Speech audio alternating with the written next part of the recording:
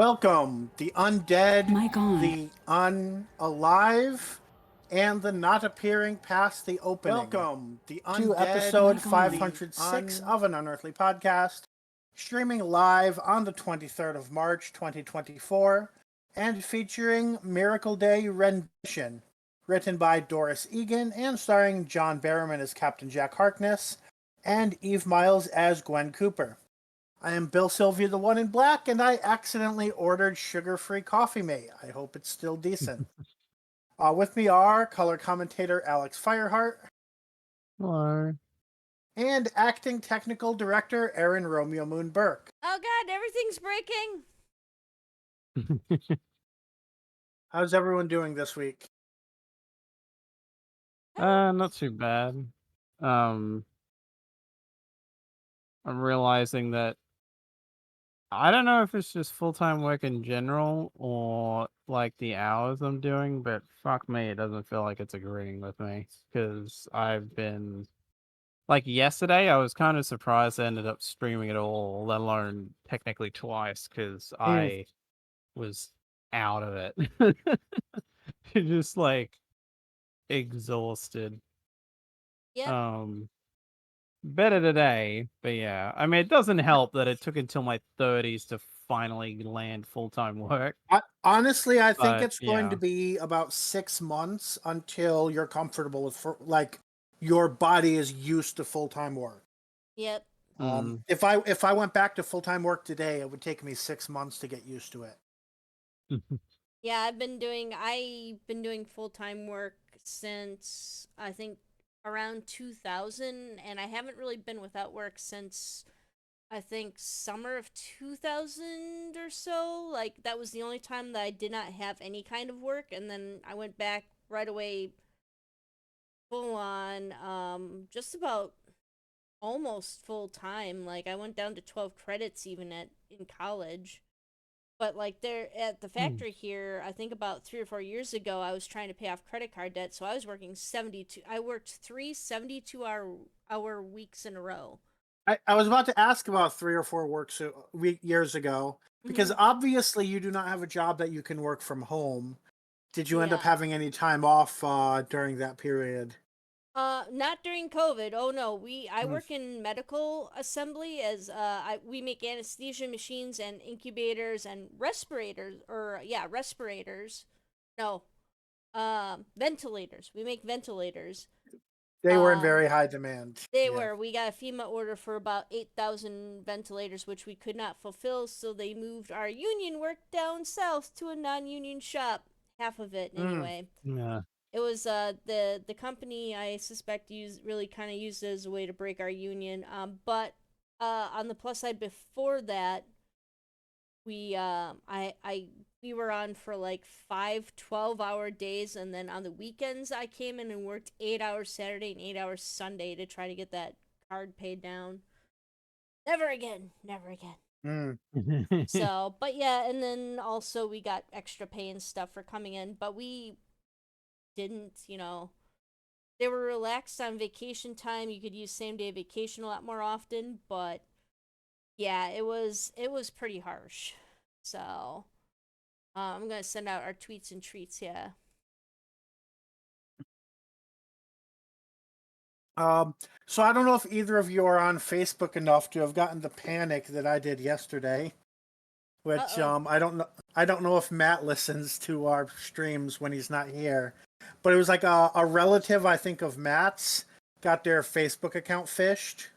So they tweeted like a link to a fake account to a fake news story about a fatal car crash.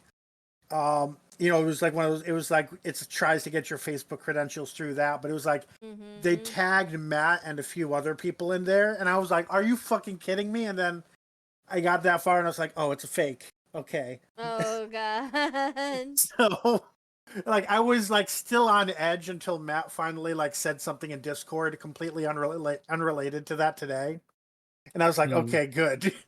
Like I knew it was fake, but at the same time, I'm still happy to get some confirmation. Yeah. Jeez. That's terrifying. Hmm.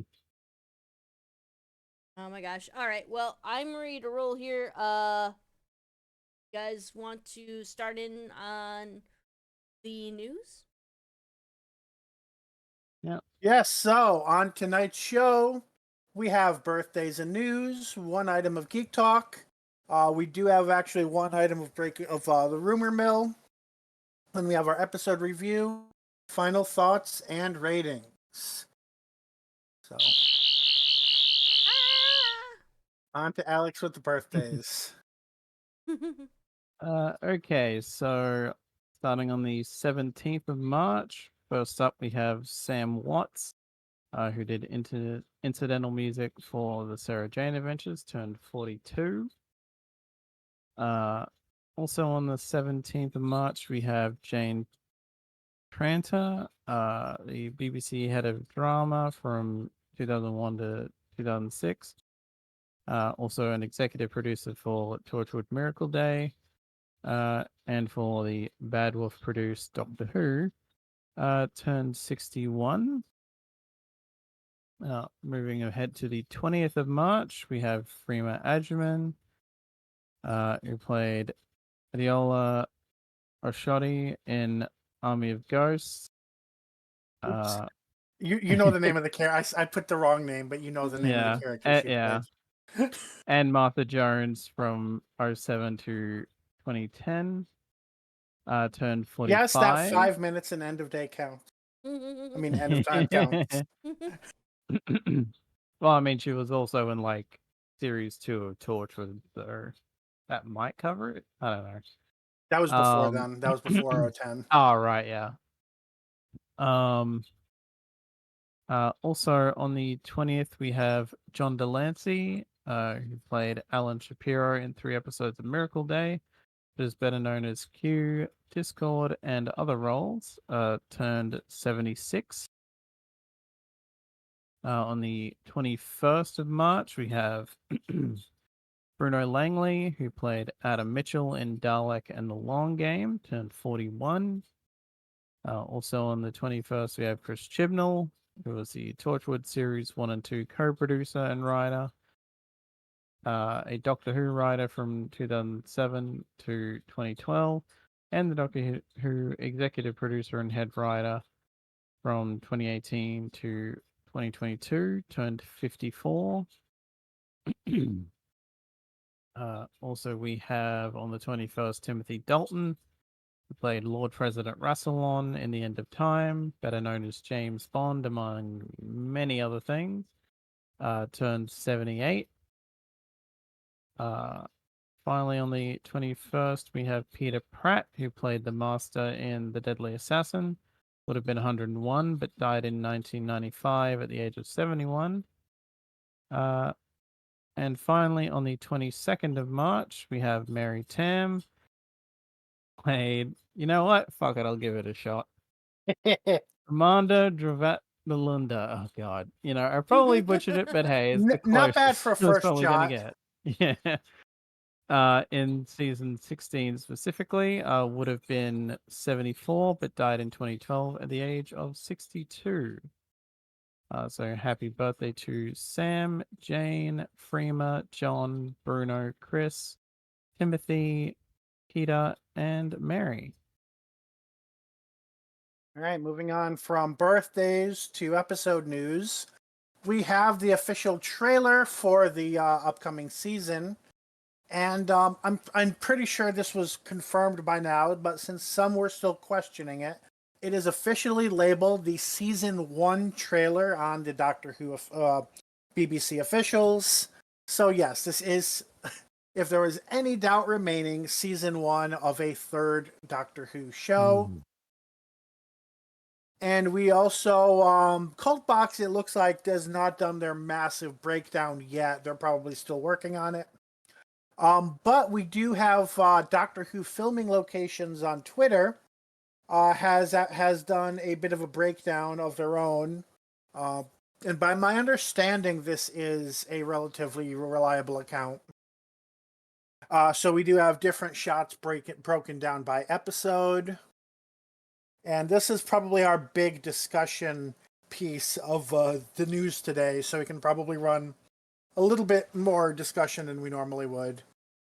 Episode 1, it kind of looks like, well, I would say it looks like the Doctor first just showing Ruby what the TARDIS can do before going on to other things. Unless that's supposed to be a new Silurian model. Do Silurians usually have, antenna? Not that I can think No. of. I mean, we go back in time to the dinosaurs, and then either they go from there to another planet, or they stay back in time and deal with what would then be Silurian nonsense. But then again, there's also a part that looks like being in like a junkyard of some sort, or like a future like broken. Oh no, that's episode 2. Twitter is playing a joke on me. So no, so that part. So yeah, so either they go from super prehistoric Earth to another planet that also kind of is like tropically and actually has monarch butterflies, so that probably disproves it being not Earth. I mean, there is one where they're in a. Did you want to look at the second group from episode 1? There's a second group of photos or screenshots. Right. Oh yeah, that's that looks like a space station, doesn't it? Mm-hmm. I was focusing on the monster, but yes, there's also a space station. So we may have a multi-setting episode going on. Yeah, it looks like they're in your typical alien-esque hallway. Right. Spaceship-esque hallway, and then there's the goopy monster. Mm-hmm. It's also, I mean, trailer editors are notorious for playing little jokes on the audience and making people think two things are related when they're not. Mm-hmm. It's entirely possible that the butterfly scene and the that reptilian lady with the antennas are not from the same scene at all, even though the trailer made it look like the same scene. Episode 2, based on the costumes, we should recognize this as the Beatles episode, but the Beatles don't appear in this trailer at all. But music does. It almost makes me wonder if this is going to be a musical episode, given the prominence of whatever is going on with these floating musical notes and such. Like, this is almost like something out of Doctor Strange. Well, that one musical villain in oh god, what was it again? Batman Brave and the Bold was probably what I'm thinking of. The music themed villain.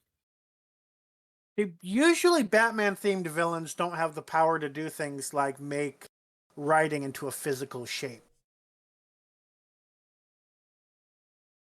Which I've never watched Brave and the Bold, so I don't know how connected that is, but that's what looks like is happening here, and that's why I say it looks like Doctor Strange. It looks like something out of Madoka Magica. I believe one of the witches in that uses evil music. But it's more of a motif in the environment that the witch exists in, rather than an actual weapon or a living creature. Or I guess it could be a part of the witch, but yeah. Maybe Sorry. Maybe this is like, remember we had living scribbles, didn't we? From like one of Capaldi's. Yeah. From one of Capaldi's. Flatline. I believe so. Wasn't that one where the graffiti was coming to life? Kind of like they go into a 2-dimensional world. Yeah, the graffiti was coming to life because there's the Banksy plot. Plus, there's the that episode. Oh god, I can never remember the name of it. Just that I don't particularly like the episode. But there's that one with Tennant. Yeah, with the girls, the little drawing girl. her father, Fear her? their father's, huh? Fear her? Yes. Yeah. We have Then we have living- some of the other clips here. We have what looks like a post-apocalyptic London. And then of Ruby Chris. So it's like, I don't know if they're implying that the villain stole all the music out of the world, and that caused everything to become gray. Like, it's still like, if you look at the vehicles in that post-apocalyptic thing, it still looks, I'm guessing, 60s-ish. I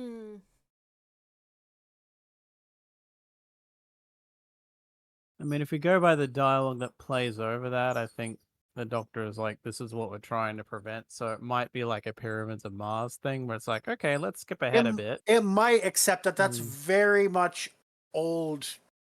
Like, that, I don't know if it's a train or a tram or what specific item of item it is, but it looks more old-timey than future. Of course, this could also be one of those, like, oh, look, we arrive and then fail, and then we go back in time half an hour and win. That actually looks like a double-decker bus behind them. Yeah, it is, yeah. Okay.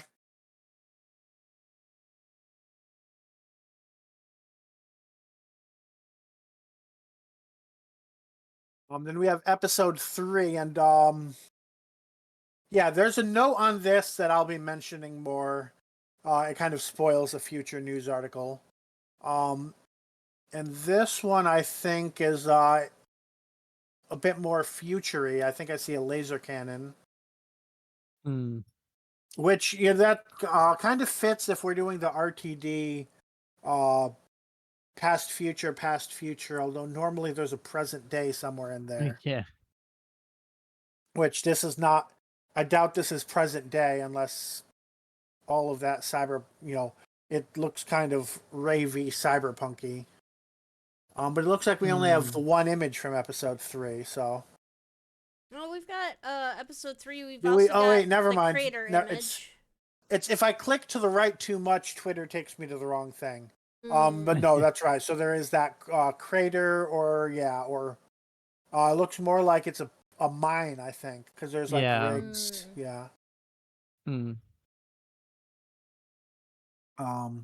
then but yeah, it gives me kind of like a post-apocalyptic Mad Maxy kind of vibe, but that could be off.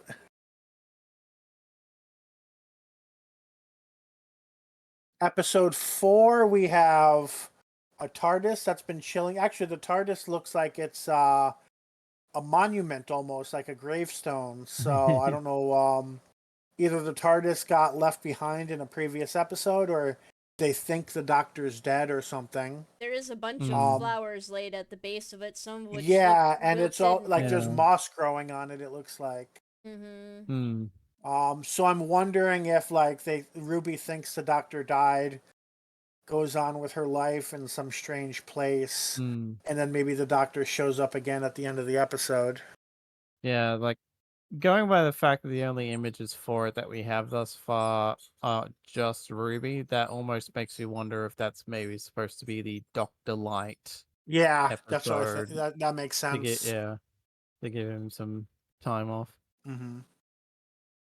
So episode 5 is the one we only have one image for, and I have no idea who that is. Yeah, like all I can think of, even when it came up in the trailer, I'm like, oh, what's Gwen Stacy doing here? I was just going to point out in episode 4, when she's sitting in the field, there appears to be a figure behind her. Yeah, you've got an image. It could be, yeah. It's intentionally blurry, but that might be a person. All right, so yeah, Gwen Stacy. There's nothing really to say about her since we don't know who she is, so moving on. Seems to be looking in terror at something. Maybe. Or annoyance. And then episode 6 is the Regency era one. She makes a Bridgerton reference. Apparently this scene with David Tennant's face is it's probably some sort of alien that has multiple that he's going through their records, because I think it's confirmed that there are multiple Doctor faces that appear here. but they just used David Tennant for the trailer because he's the one audiences are going to be most familiar with.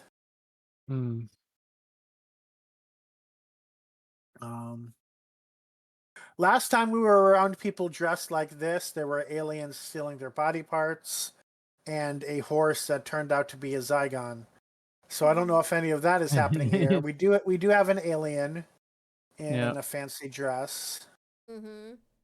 Which, if I remember right, it's like human guys and then shifts into that.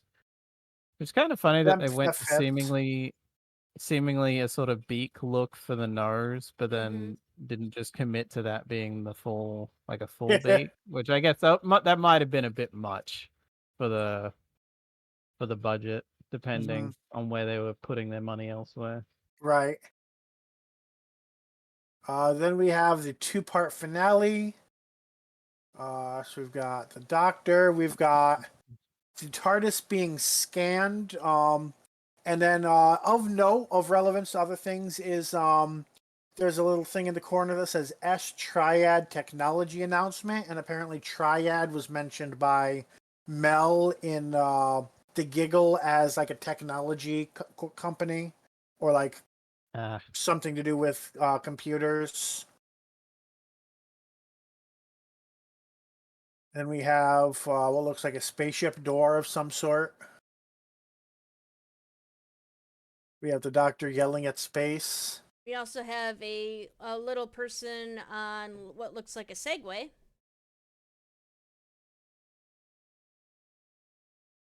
Standing next to the Doctor. Yeah. Oh yes. Oh yeah, actually, that's right. That's the act. Yeah, and that's the actually, actor yes. that was So confirmed, yeah, like we forever ago. You weren't around when we were covering in the news. That is that is his mobility device. Because that's I'm not sure if that's exactly the same one that the actor uses outside of sci-fi, but that's what it is. And actually, now that you say that, I think, is that Kate Stewart in the corner?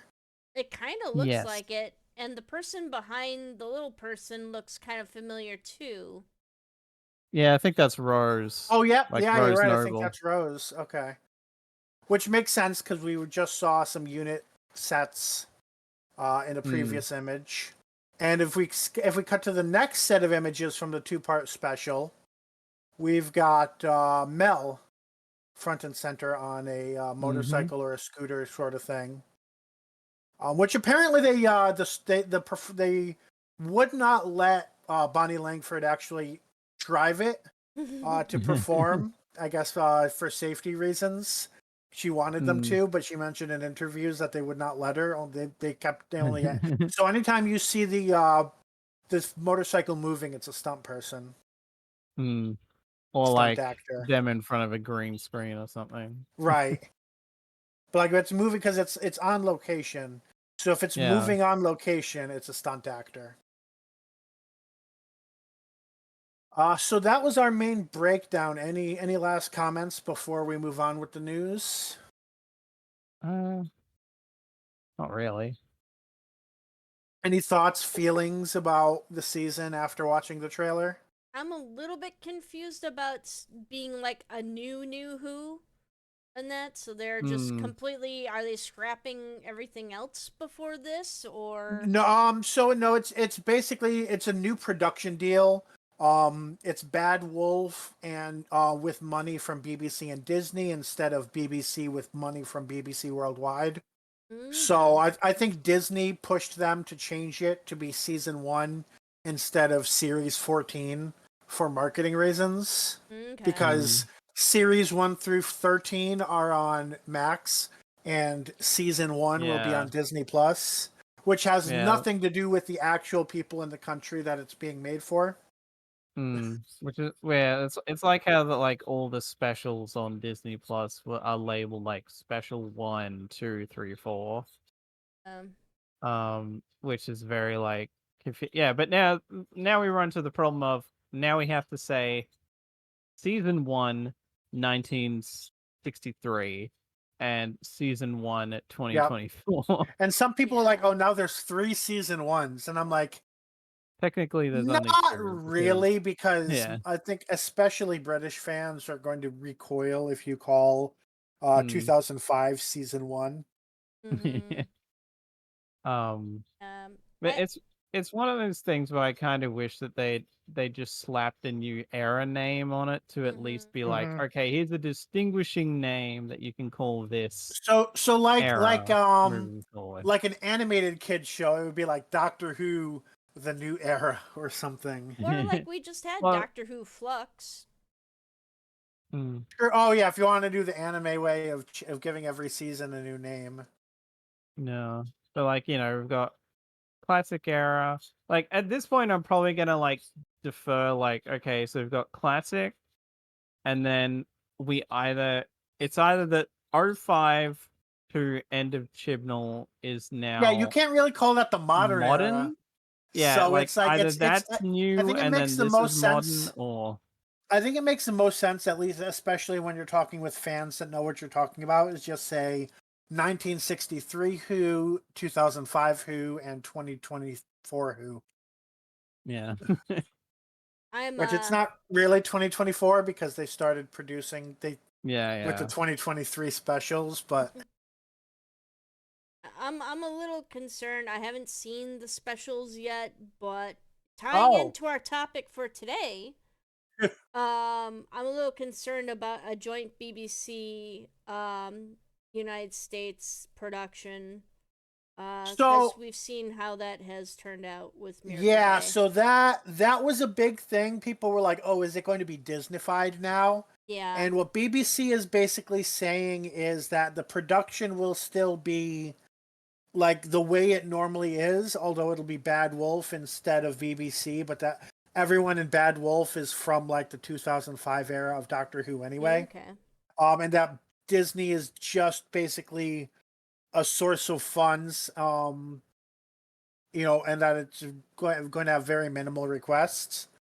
How true Yeah. that is, we don't really know. Yeah, because the Um, personally, in my opinion, the RTD era could be kind of violent. There were a lot of people who died during those storylines, and they I mean, yeah, I died in mean, very nasty ways. yeah, I mean, Justice Once Everybody Lives was a reasonable statement in the RTD era. And then in the Moffat era, you're like, oh, wow, somebody actually died in this episode? Yeah, I know. It's Moffat era went completely did a 180 to the point where it was Hmm. almost a fairy tale and nobody could die. I mean, a lot of people died in the giggle. So, Hmm. Um. Like I feel like I've seen it said that like with stuff like calling it season 1 and certain things and the release time being more US friendly, it's more that Disney, if they have any say on anything, it'll be marketing related because that's what they'll be able to have involvement in. right, yeah. That would make sense. And I doubt Disney Plus is that much stricter on content than BBC One. Mm. All right, so I think now's a good time to go ahead and move on. I mentioned, yeah, you might have seen this in the tweets. So we do have the Stephen Moffat. I think after last week's news, finally came out and said he and the BBC have come out and said yes, Stephen Moffat is writing for an episode this season, and they specifically say he's writing for an episode that was directed by Julianne Robinson. So what else do we know? We know that Julianne Robinson directed episodes 1 and 3. So either RTD gave Moffat the premiere, which we kind of doubt, or Yeah. Moffat gets episode 3.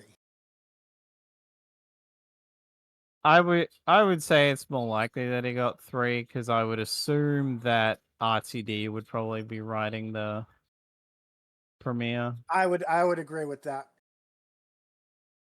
because that usually tends to be the thing is that the showrunner writes like the opener and the closer, so And or at least co-writes. mhm. What else we know from their history is that Julianne Robinson has directed episodes for Bridgerton, Orange is the New Black, and Scandal. I don't know what Scandal is, but Orange is the New Black is a modern kind of drama. Bridgerton is a historical. But both of the episodes that she's directed for this season seem to be sci-fi-ish or sci-fi fantasy.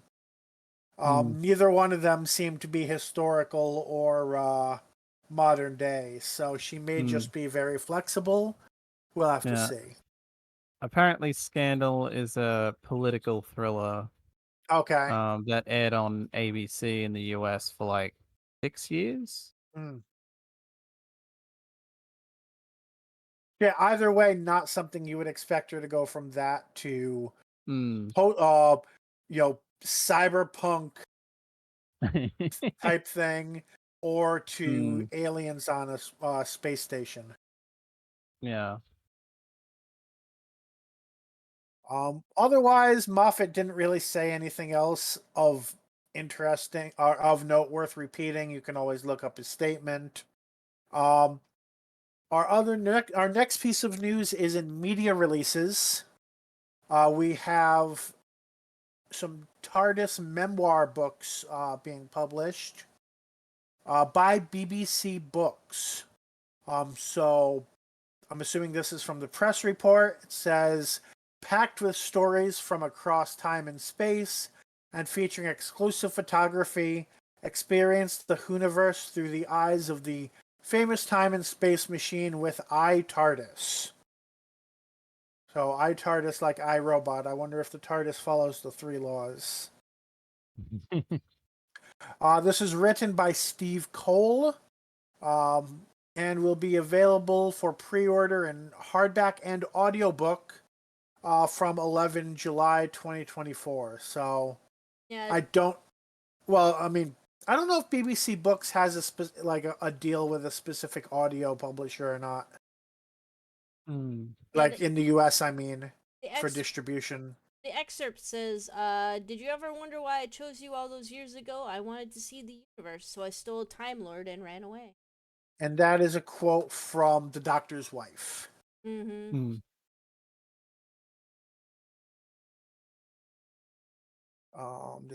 Let's see, follow this pre-order link real quick. Okay, so it looks like it's available through Penguin and Penguin Audio. Is any of that US as well? Maybe.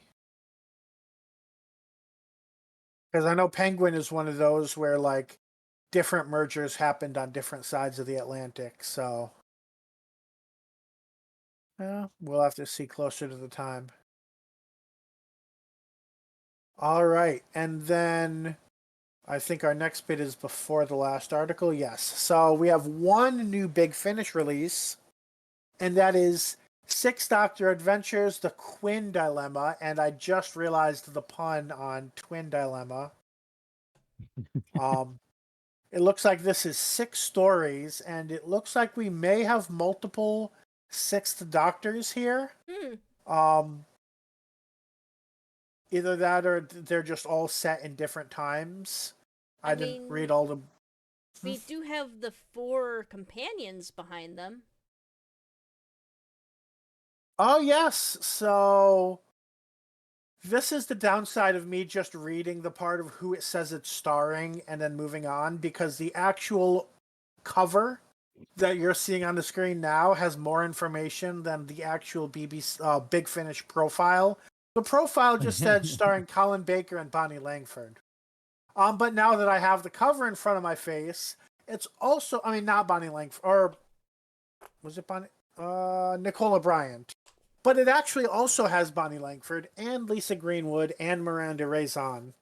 So, yeah, I don't think these companions all traveled at the same time. So this is probably the 6th Doctor in maybe 6 different time periods of his life. And the crown that they have floating next to the logo has a very Thanos feel to it, where you've got the different colored crystals in it and stuff like that. So Hmm. interesting. Yeah, so that was released on March 22nd and written by Chris Chapman, Robert Valentine, and Jacqueline Rayner. Moving on to our final article, we have this is a rumor because it was first reported by The Sun. Although it could also be, if we ignore that, there are some theory crafting potential there. So this is basically saying The Sun has reported that Susan Twist will be returning to play a major role in season 1. So what I didn't realize until reading Cultbox's coverage of this is that she has actually appeared twice in so far in the specials last year. She was Mrs. Merrydew, Sir Isaac Newton's housekeeper, and she was also a person at the club who asked Ruby's band to play a 16th century Christmas carol, the one that the band leader had no idea what they were talking about. Hmm. So either this is a very interesting, well, we randomly cast this person in multiple roles that just happen to look funny, or this Yeah. is a character who has traveled through space and time. Right. Sir Isaac Newton lived when? So he lived in the 17th through 18th century. So they might have been playing 16th century Christmas carols around that time. But yeah, so she was first appeared in the scene that invented Mavity, and and then is also in this scene of this Christmas special. So the theory is that she might, or I say theory, the Sun is reporting this as fact, based potentially on some source, but the Sun is a tabloid that is not necessarily to be trusted. But Yeah. it is believed that she will be playing Susan Triad, who presumably would be like the owner or CEO of Triad that we were talking about earlier. Hmm. And there is a, what is this? And it took me to Twitter. So this was an anonymously posted or anonymously sent to a Twitter account following filming news that there was a magazine mock-up showing a woman, which I'm okay. So yeah, a woman who looks like Susan Twist with the name Susan Triad. So if that's real, that is probably good reason to think that this story is real as well. Hmm. Oh yeah, now I see what you were talking about. Where yeah, that one. Well, what I said was looked like an old timey vehicle. Yeah, this is a double decker bus where the top half of it is that vehicle. So, or is what I thought was its own vehicle. So, okay. So that just says I need to actually visit London and not just Heathrow. I've only visited Heathrow. I haven't visited the actual country or city. But that is the end of our news, and we still kept it under an hour. All right, on to Geek Talk. Yep.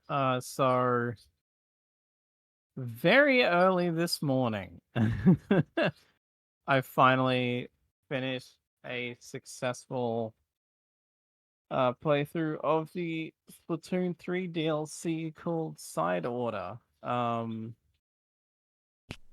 And my God, could this mode be a pain in the ass sometimes? Like, effectively, I'm trying to think of what to compare it to. The best thing I can think of to compare it to is like a Splatoon take on Hades, I guess. In that, So, like a roguelike? uh, yeah, but it's obviously a shooter. Um, uh, but yeah, like, cause you go up this, uh, like there's 30 floors, and you've got to get through all of them to have a successful run. And I had previously come very close. I had got to the final boss, but I fucked it up. And then I'll say to a degree, this is probably a lot more forgiving than Hades, but to be fair, Hades is aimed at an older audience, I would say.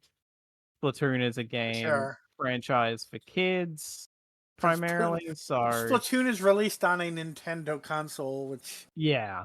means they're not So only played by kids, but I don't think Nintendo publishes non-kid friendly things anymore. Wow. right. I mean, like there's So I it's guess you could say Nintendo hard, huh? yeah. I mean, like, and it's funny because like the first run through, they kind of fake you out by making it really easy, and then you get to a boss fight, and the boss fight's not particularly hard. And then it's like, oh yeah, that was just the sort of extended cold open. Good luck now.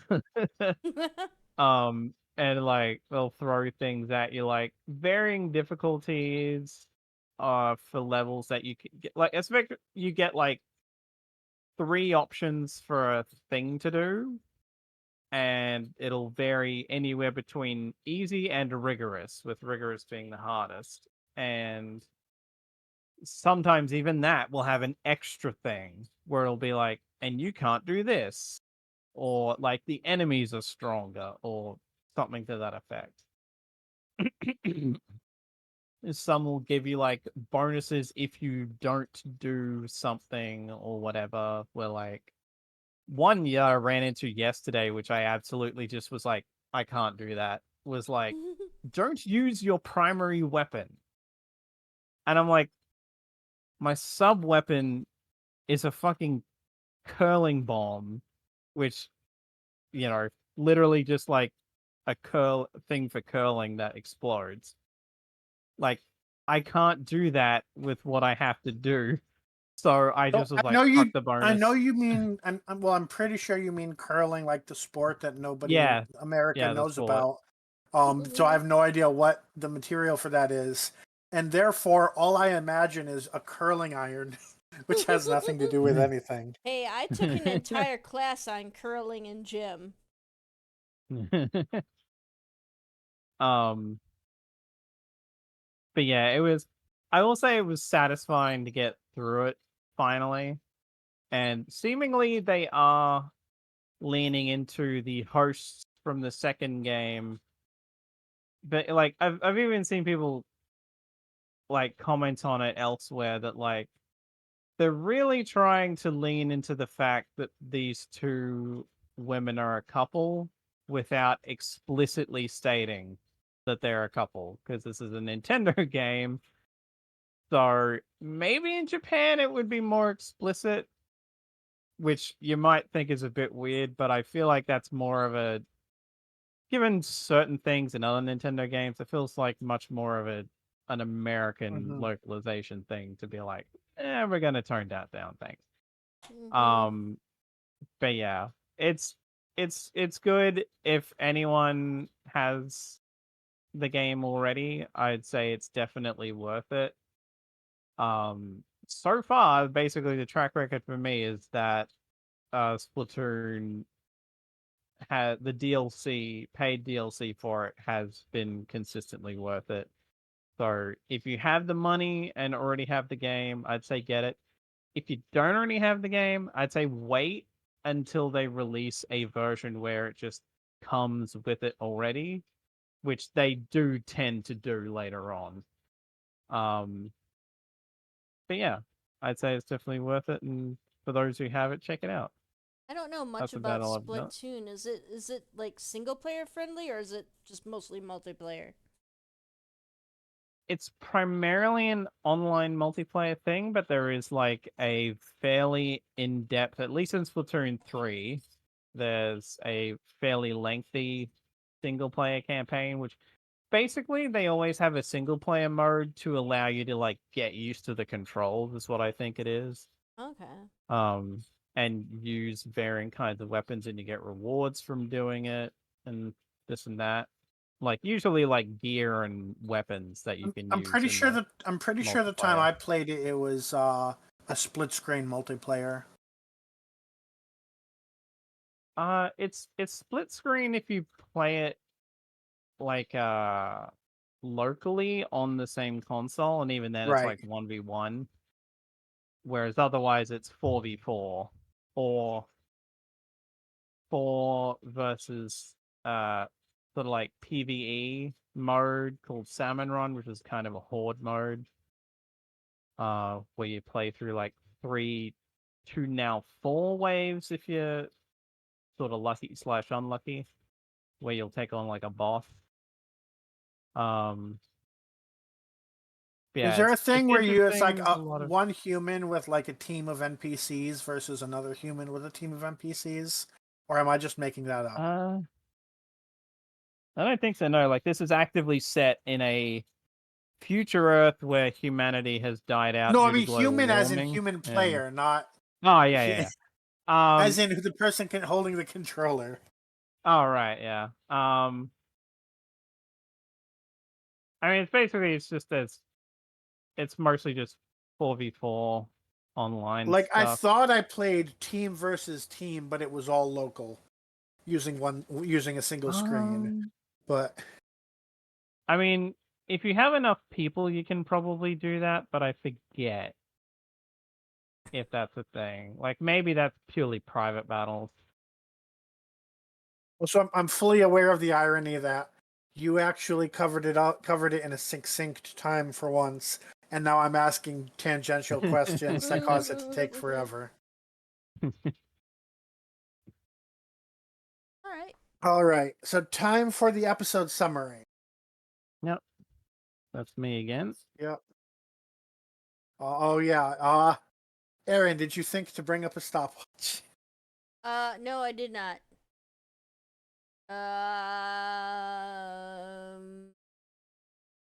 Let me see here. Stopwatch. Okay. Is there a Doctor Who themed stopwatch? Probably somewhere, but not that I know of.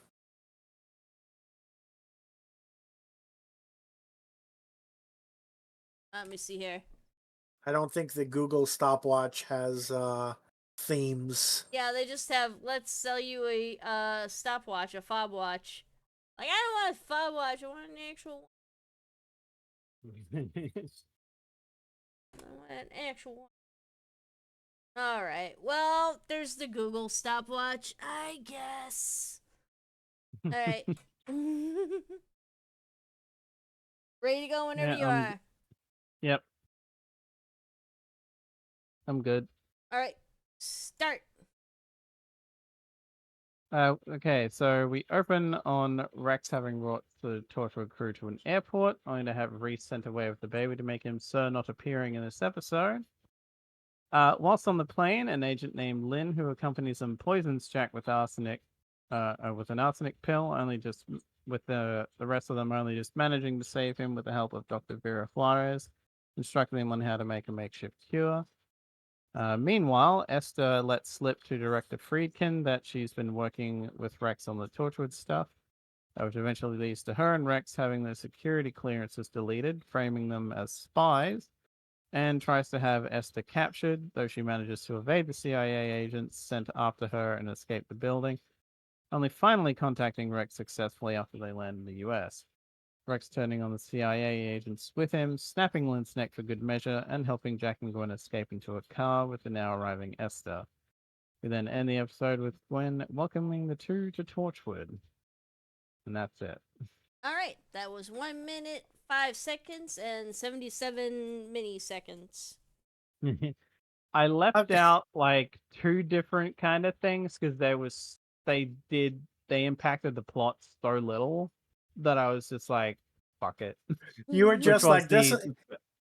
Yeah, I left out the PR lady and the pedophile stuff because there was like it's so You left out the setup for not future really there. episodes. Yeah, effectively, because I was like, they're there, but they don't contribute like a crap ton to the overarching plot. Like, this is a bottle So- episode, and I'm reviewing it as a bottle episode. Yeah. I've got to say, I've been over the past week, I rewatched the first season of Bad Batch so I could watch the seasons that I haven't seen. So when you started talking about Rex and the CIA, I was just like, wait a second, are we talking about clones? It took me a second to be like, no, he actually is also named Rex. All right, on to the pecking order. Alex, what did you like about this story? What does it always happen if somebody has geek talk and then does the summary? The dice always pick that person. What did you like? I think to just say like the character of Vera Juarez like was a notable standout in this episode for me. Like there's a lot of other like good stuff going on in this episode, but I just remember the first time through and then again the second time through just like somehow managing to keep a level head in this whole thing and just generally how she's written is like stands out particularly. Okay.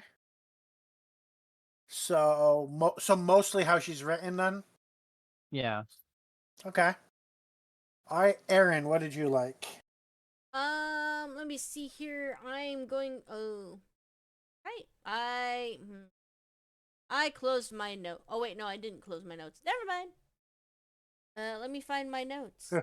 They're over here apparently. Okay. I enjoy. Are you aware that you're sharing, or is it your notes that you're about to share? I don't know. I don't know. I know you're moving let's around see. on the screen. We can see. I don't know if that's on purpose. Moving around on the screen. I think it's fine. Okay. Good. Yeah, I'm still showing images of the actual thing. You were showing the episode outline for a second, so I was like, "Wait, are your notes somewhere in about to be shown?" No, it's But- okay. It's all right. A little bit of spoiler there for people watching. Anyway, team. I like the fact that the team is gelling together in this. It's like people are starting to work together to kind of survive, and yeah. Oh, so that Rex is less of a dick at the end of the episode than he is at the start, basically. He's less of a dick at the end, and he's just like, maybe it's a good thing that I keep these people alive, and because I think he understands the importance of the fact that Jack is like the only mortal person here. He even says it to Vera. He's like, I'll bring you the only mortal man left alive on this planet, or left mortal on this planet. So, yeah, I like the fact that, and I also Maybe it's starting to realize to him that working with the people who know this shit and have done this shit for a living might be better, a better way to get an answer than just antagonizing them for no reason. Yeah, it feels like it works a lot better, and I think it was supposed to. It feels like it's supposed to be like this. Like him being a dick just kind of felt artificial. Like, I don't know. Like, It really felt antithetical to the idea of like, oh, he's the new main character, yeah, and we hate him. yeah, I know. Yeah. And it's just, it's obviously, hey, we need to have character growth in him, but I don't know. It was like a light switch to me. I didn't even see when it flipped over. It was just like, oh, he's suddenly working with them to help them now? Okay. When he realized his partner was or his temporary partner was going behind his back to poison them. Yep. That was it. All right. So, yep, that's my thing. Okay. So I guess I liked let's see. I didn't like this episode as much as the previous one, but that's not what the question is. It's what did I like? I guess I like the way of finding a solution to being poisoned, because it's a lot of the time you'll have something like this and it's like they don't have enough urgency. And here there was plenty of urgency. Eve Miles really blew it out of the park with, well, then we're just going to tear apart this part of the plane until we find a solution. It kind of connected the Vera plot line, which otherwise was not connected to the Torchwood plot line at all up until then. And it hopefully included some real scientific information. My first thought when they said formaldehyde was like, someone must have cigarettes on them, right? Somebody here is probably a smoker. Actually, we see people smoking in like the earlier or in the middle of the episode. It's Vera and the PR lady are smoking. But neither of them are on the plane. Well, yeah, but someone has to smoke, like you said. Right. But I don't know if you can actually like extract the formaldehyde from a cigarette, or if it's too like there's too much shit going on. I was also wondering. I was like, oh, so a plane uses pure ammonia as a degreaser. I was a little skeptical of that, but honestly, I don't know. I'm not a mechanical engineer, an aeronautical engineer, or any of that. Maybe they do. I don't know.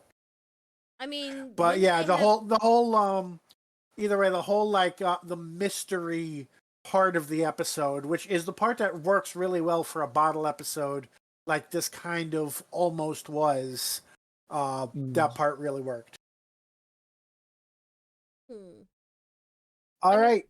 They don't have any cleaning solutions either? I guess their cleaning solution was ammonia. I don't know. But yeah, they had no cleaning solutions that the crew could access. That was kind of weird. I was like, so what happens if someone throws up on the plane? Yeah. Well, I think they had that. They just they don't bring it up by name because it's just like, come on, you gotta have cleaning stuff somewhere. Go, go, go. And we never actually see what he grabs. All right, what do we dislike about the episode, Alex? In a way, this could also double as a scene if I picked a specific scene of it happening, but just like the running gag with the flight attendant of everyone just being like, "Oh yeah, you're very obviously gay." Yeah. And Aaron was asking me this guy's name while writing the notes. I was like, I'm guessing that's why she's asking. Yeah. But you got to it first.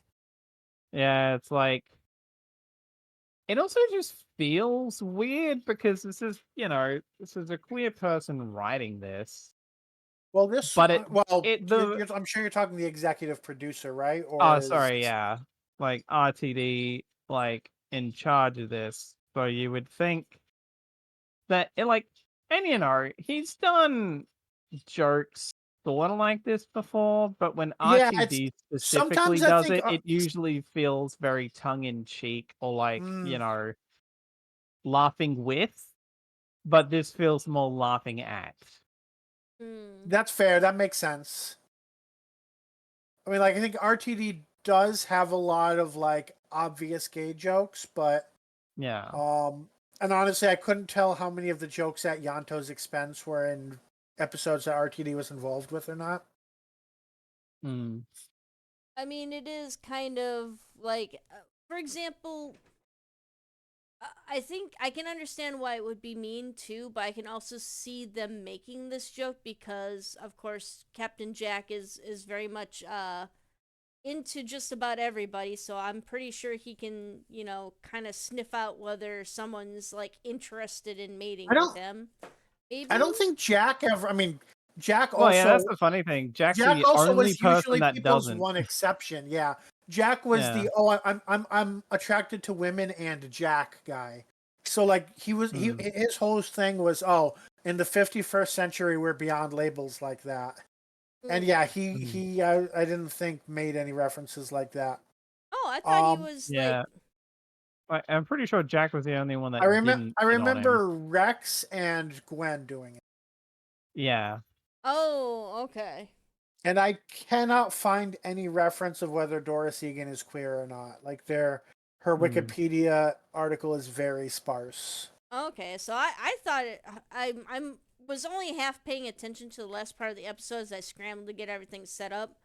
So I thought Jack was also kind of joking around with him about with the flight attendant Danny about being gay and whatnot. And like, well, If Jack did, it would have been like, "Can I get your number for yeah, when this is all over?" basically. And Hmm. that, and I would think that Gwen being having worked with gay characters, especially having worked with Jack, that she would, I don't know. I guess she would kind of make fun of it because, like, hey, I've got a great gaydar, and like, maybe I Hmm. could hook you up with someone. Yeah.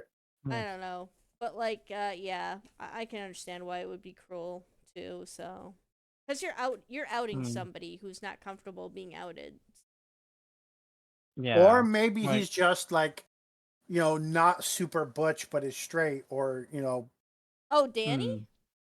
yeah. Danny actually admits that he had a sexual encounter. He's like, it happened one time.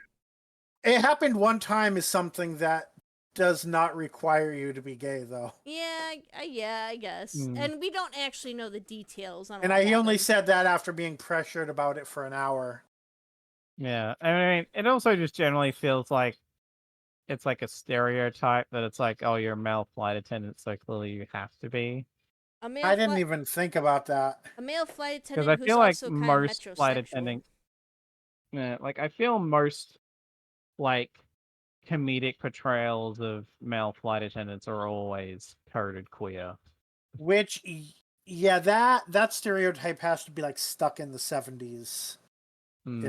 If like I would not, as somebody who's flown quite a bit in my, like, not super extensively, but it's not rare in my life either. Like, I've seen plenty of male flight attendants, and would never even would have crossed my mind. But I also Hmm. know that at one point, flight attendants were basically intended to be little more than eye candy, and that, like, even like gaining weight or like looking less pretty was enough reason to fire or not hire someone for that, which is part of the Hmm. reason why second wave feminism was necessary. But yeah, so next person is Aaron. What did you dislike? For dislike, What did you dislike? Yep. I didn't like Oswald Dane stealing the food and rambling on and on and on and on about how he doesn't know when he'll eat again and how he can taste the urine and the food from the prison guards hating him and all that stuff. It could have been cut down to a simple, like, sentence such as, I don't know when I'm going to eat again thanks to the angry mobs forming outside my home. He could have just said that. It could have been Hmm. cut down. It was like, it felt like a 5-minute ramble as he explains to her, like, oh yes, I can taste the piss in the food, and I'm just gonna, and he's like seeing they're stuffing the food into a bag or something like that, and it's just like, and he, at the end, he eats. I don't know. He doesn't seem like someone who's starving for food. Like, he'd be shoving food into his mouth. I don't know. Like, I didn't like how the scene went. Like, I thought it was just long and rambly, and, like, in the end, she's just like, I hope you choke. Like, I don't know. So was it just the scene in itself, or the fact that we haven't gotten any payoff with that character yet, and probably won't for a few more episodes? I think it's both. It's the long rambling scene about a character that we haven't gotten much payoff with. Like, Yeah. why are we bothering Hmm. with this person, and why are we spending so much time on him, in Mm-hmm. particular in this scene that could have been broken down to 1 or 2 sentences, and then her reaction. Hmm. Okay, I mean, it definitely makes sense to me that they want us to really understand, like, who this guy is, and like to really, like, I think they really want us to be start really disliking him by the time he plays a bigger role in the plot. Mm-hmm. Definitely that was what they were going for in episode 1. Um and in that, yeah, episode 2 there was the, that wasn't an act sort of thing, but Yeah, like he Yeah, could have been a lot more blunt with her too, a lot more rude if they wanted to show him as a bad guy.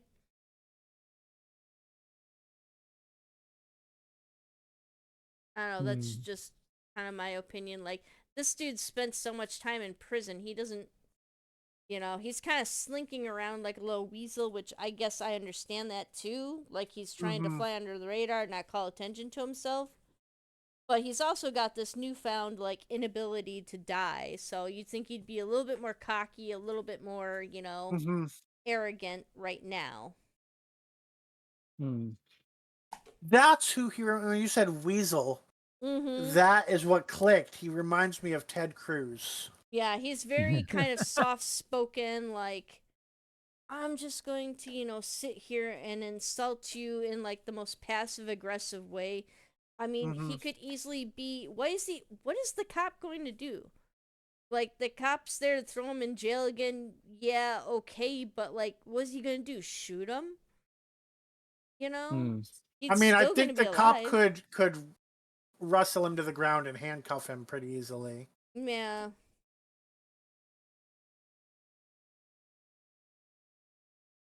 But So okay, that's fair. I think what I'm going to say for my dislike is it's like all sense of this is going to sound really weird, but all sense of bureaucracy went out the door, and by that I mean like any sort of sensible structure or administration of anything is nowhere in this episode. Like, okay, I mean, like, first of all, they're just accepting any doctor that wants to show up to that meeting. Like, granted, a lot of doctors are interested in patient care, but there's still like there would be hundreds of people. Like, have they ever been to a medical convention? I mean, I have not been to a medical convention, but I know enough to know that there would be more than 10 people in the room. Um, like there, if they were just any doctor who thinks they're smart enough to save the world and wants to get a Nobel Prize can just walk into the room. That building's not big enough. Yeah. Um, that and the fact once they were in the room, it was just a bunch of random people shouting on a messy table. It's like that. It's just nonsense. Um, I did kind of find it. I did kind of laugh, and this is probably a time thing. Like I was just in a hotel where I had to prove I was had a room on the sixth floor before I could get onto an elevator that would take me to the sixth floor, and I could not change my destination once I was on the elevator. And the CIA elevators do not have that capability, but I'm pretty sure that's because it was like 2010 or Hmm. 2009 and very much not 2024. Yeah. So that I found interesting. But just the general like people could get anywhere and do anything. It almost seemed like oh yeah, there's people going through my CIA coworker's computer, and there's no boss I can talk to that will ask them, hey, who's going on? Stop doing that. Like you can just do that at the CIA. You can just waltz in and start stealing information. So like it seemed to be Hmm. a running thing in this episode that everything was just completely disorganized, even more than you would expect from the Miracle Day stuff. Hmm. And with that, favorite scenes, Alex. I feel like I had something else, but I'm gonna pivot to one that I thought was funny instead. And that's they finally, Esther shows up. They get in the car and they're about to leave, and then Lynn, the neck snapped around, is just trying to come towards them, and they're just kind of like, just go. Like there's nothing she can really do. Just go. Right. She can't do anything to us, and we can't do anything for her. Yeah. Okay, Aaron. Okay, let me get back to my notes here. Favorite scene?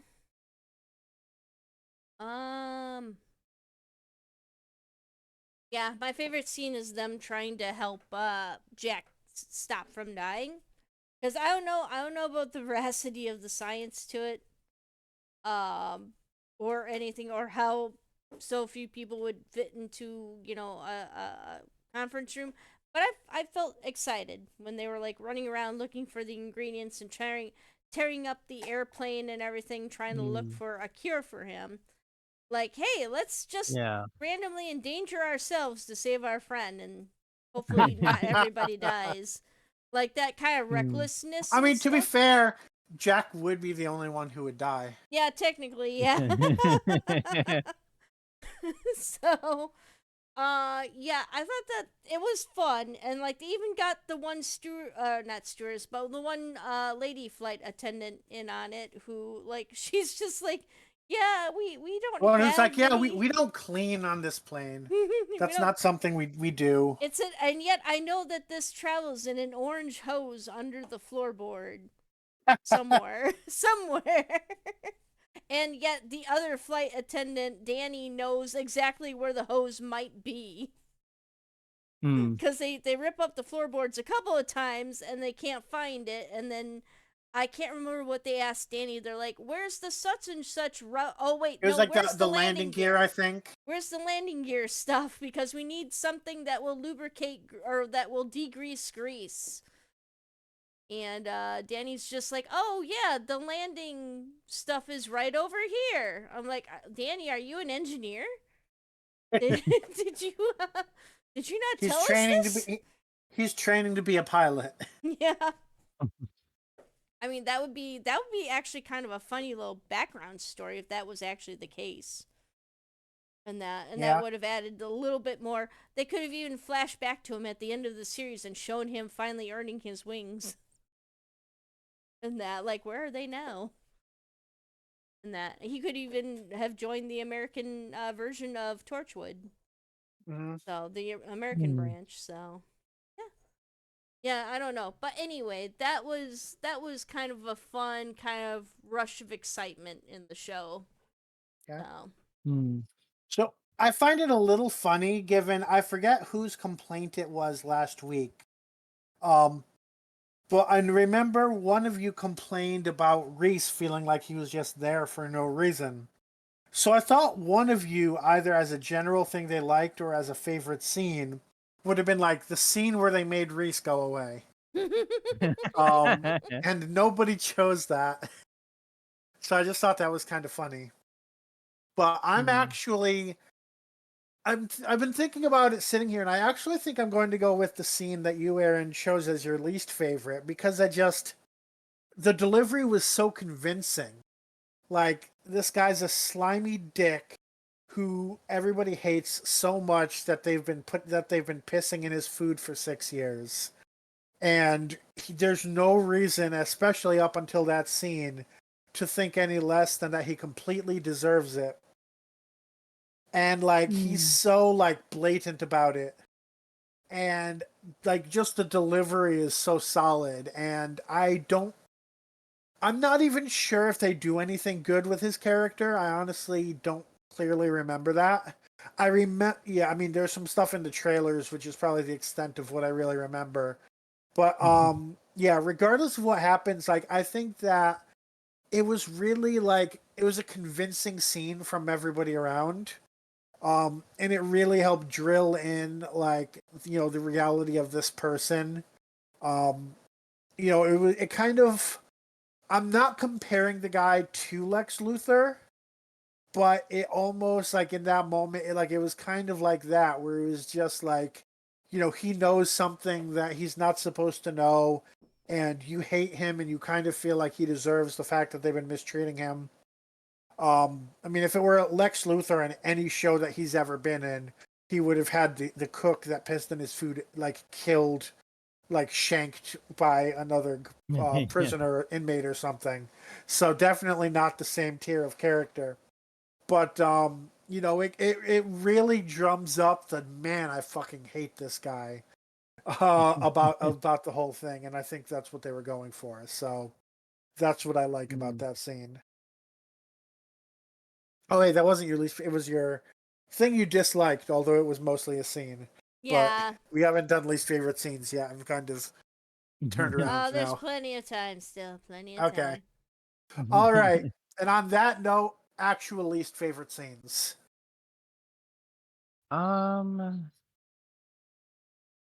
Let's see.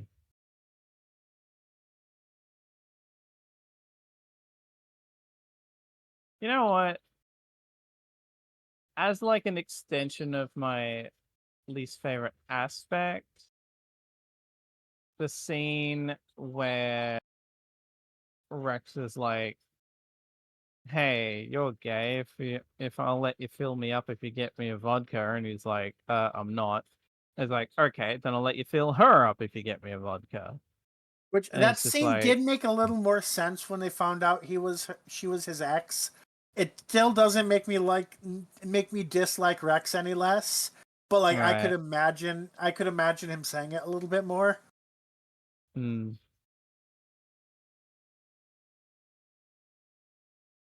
Quite a bit vindictive for an ex.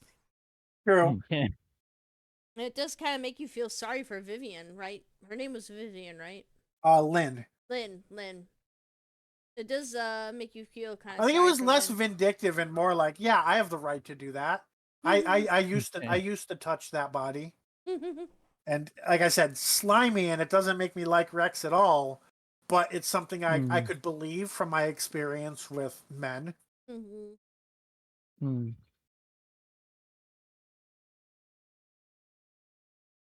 Anything else you want to say about that scene? No, that's about it. All right, Aaron. Alright, my least favorite scene is Gwen fighting with Rex and Lynn and yelling and, you know, telling them not to touch her daughter and whatnot and yelling to Reese and everything. As she's being dragged onto the plane and stuff, and there was just kind of an unnatural feeling to it. Like, I didn't think the acting was all that great in that scene. It didn't Okay. convince me that she was actually struggling to get on there. It seemed like she was actually, she was kind of phoning it in, it felt like. Mm. Oh God, I accidentally unmuted Twitch, and then I heard two Aarons at the same time. Oh no!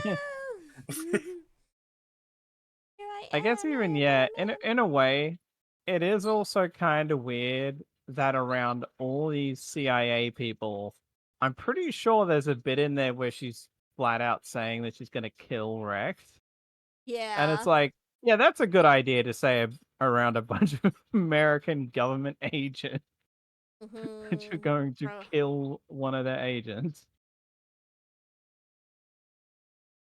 I would like to think that they had the training to expect that from a mother being torn away from her Right. child.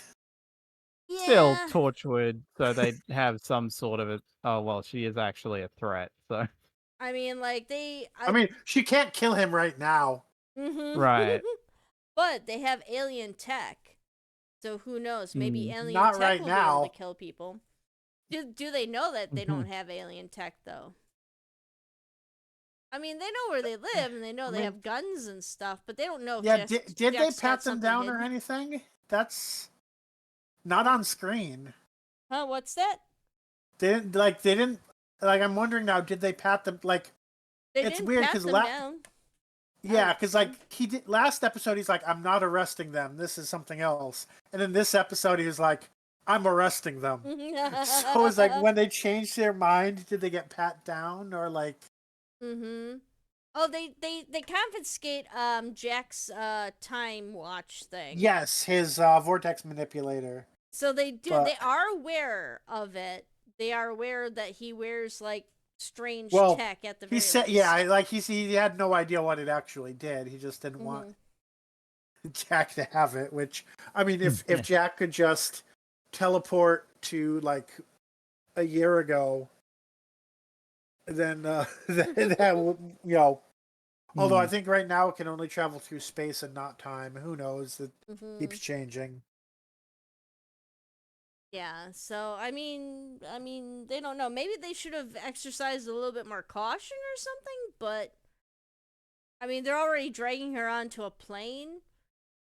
Yeah. So again, they're dragging them onto a plane without having patted them down. So how do you know they don't have like a micro explosive on them or something?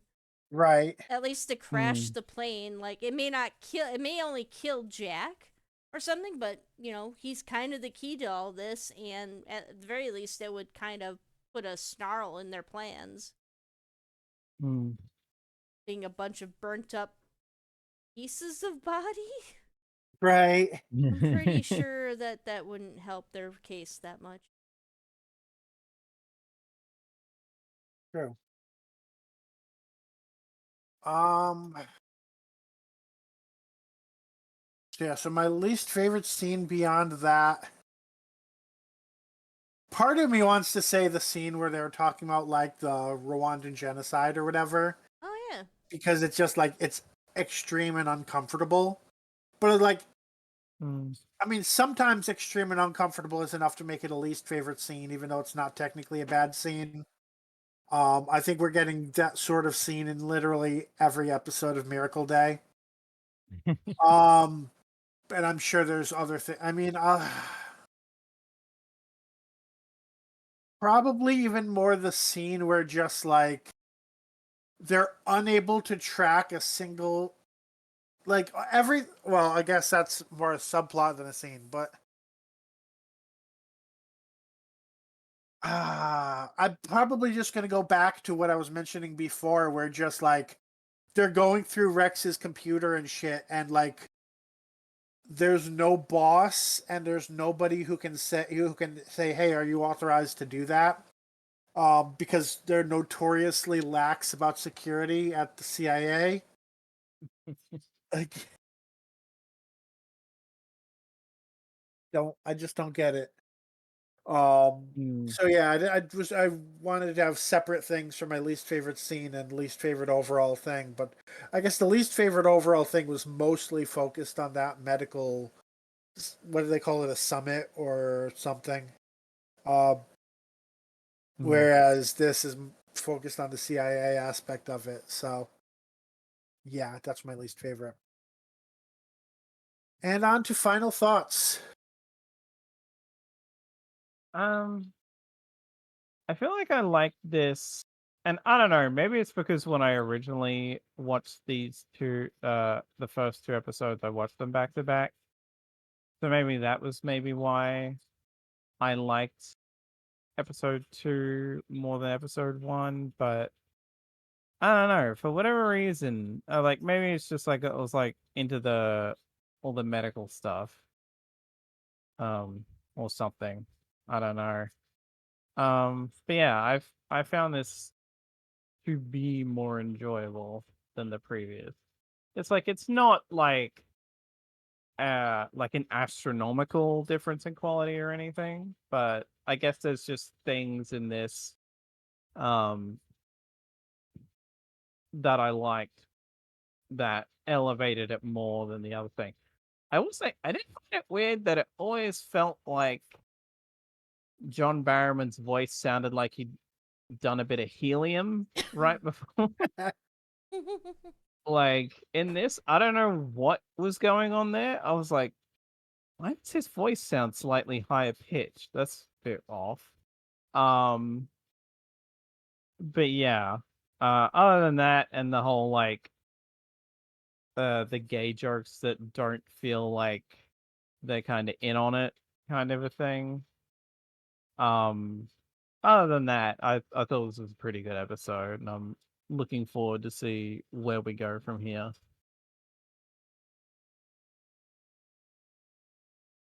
So this was 2 years after the previous season.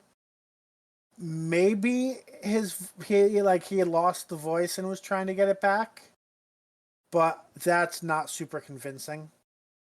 Mm.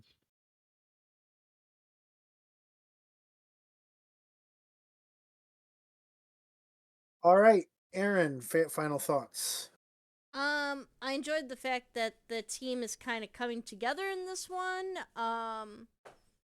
It's just I wish maybe I guess we'll see Rex grow a little bit more, and everyone else and Escher and them kind of grow a little bit more throughout the series. Um, yeah, but for the meantime, it's just kind of nice to see Rex tone down the animosity and finally start working with people, because his character can be kind of grating and stuff, like the gun ho, type of person is just kind of like, when they obviously they should probably be investigating and learning a little bit more about what's going on, kind of going about things in a more patient way.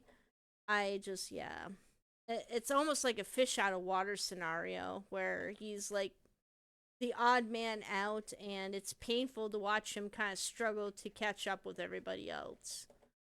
Especially when Mm. you've got like, especially when you have like Jack and Gwen are obviously used to this kind of thing and are like, they're just kind of trying to get things done, and he's just kind of struggling in that. And even Esther, for being as new as she is to this whole concept and everything, she seems to be making a little bit more progress than he is for the time being, anyway. So it was nice to see that kind of stuff gel. There is a scene in here that is like, I guess I should have mentioned it before, but it's kind of my iconic scene, and that's the part where Lynn is walking around with her head twisted around backwards. I mean, that was a scene that actually really creeped me out when I saw it when this first aired. I was like, holy crap. So, and then she just kind of tumbles over, and it's kind of silly, but like when she just walks in front of the car, everyone just stops and stares, and they're just like, okay, this is like super creepy and shit. And of course she can't talk, so she's just like, she's got that look in her eye of, I'm not going to let you pass, kind of like a sentient zombie, basically. Mm-hmm. So it was like I said, it's very creepy, and it's a scene that's kind of stuck with me the whole time, or for a while now. So, but that's the end of my thoughts. Okay. Yeah, Rex really starts off as like, here's the stereotypical CIA agent. See how they're an American blundering in and abusing their power and wanting to control everything. And then at some point they're like, wait, we actually need the audience to kind of like this character. Uh, and I think that's this episode kind of in a nutshell, where it's like episode one, they were really like, we're setting up everything. We need a really good first impression. We want both the new audience and the Torchwood fans to enjoy this and to see what's going on. And then this episode is really just dealing with the aftermath. Like, for what's that guy's name again? That we keep talking about him, and we just keep saying that guy. Or I know Aaron said his name a couple times. Tell me I didn't close the tab. Which guy are you talking about? The pedophile guy. I think I closed the tab. God damn it. Oswald. Oswald Oswald. Baines. So yeah. So like last episode, you have his failed execution and him being released and him like maneuvering the legal system to get out. And in this episode you have him talking about eating piss and crying on the news. I for like last episode you had Vera doing all these very relevant things that were within her purview as a head of surgery, and in this episode you're like, well, now she needs to kind of stumble her way into becoming one of like the main people in the country involved in dealing with this, just by showing up. Last episode you had Reese and Gwen as equal parents, and then in this episode, we're just gonna kind of push Reese away. It feels like everything is kind of a step down from the previous episode in that way. And I mean, there's not that there's not good things about the episode. Most of the plane situation was pretty good.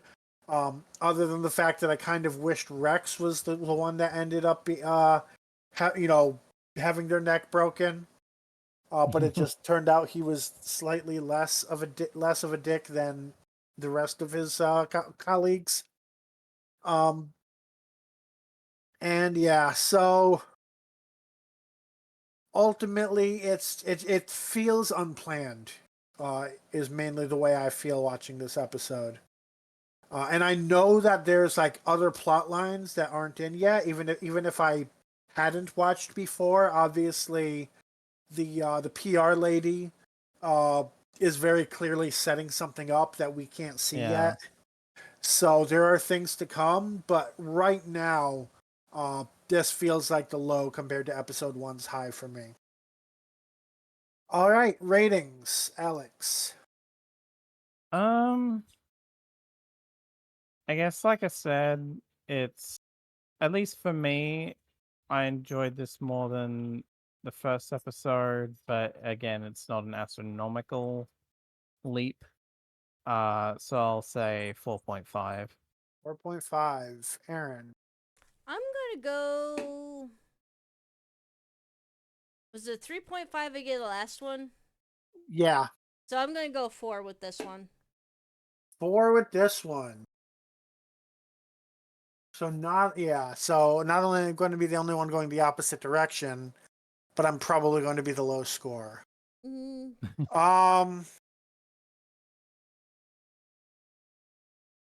That's not necessarily a bad thing. Maybe you had a lot Right. more insight into it than I did. I have a lot more emotional attachment to this one.